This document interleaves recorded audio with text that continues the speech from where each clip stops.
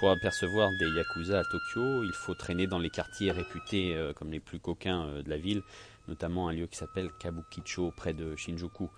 Ils ont encore un peu la main dans ces rues sur plusieurs activités de divertissement qui sont un peu toujours à la limite de la légalité japonaise. Ce sont des salons de massage, des karaokés ou encore des bars à hôtesses. Pourtant, globalement, les Yakuza ont perdu énormément de leur influence et de leur pouvoir depuis leur apogée, qui était vraiment dans les années 80-90.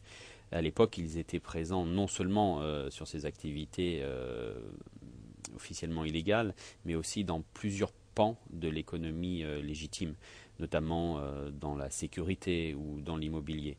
Mais depuis, les lois se sont considérablement durcies et la police ne les considère plus vraiment comme un mal nécessaire. Il s'agit maintenant vraiment de les éliminer. On ne considère plus qu'ils sont nécessaires pour encadrer la délinquance.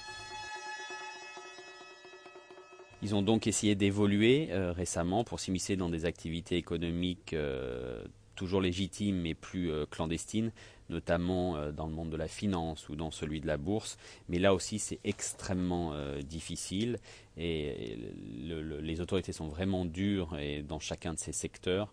Et depuis 2011, il est totalement interdit à une entreprise légitime d'avoir le moindre lien, ne serait-ce qu'anecdotique, avec une organisation de Yakuza. La police ne lâche rien, elle ne recense plus aujourd'hui que 53 000 Yakuza dans tout le pays.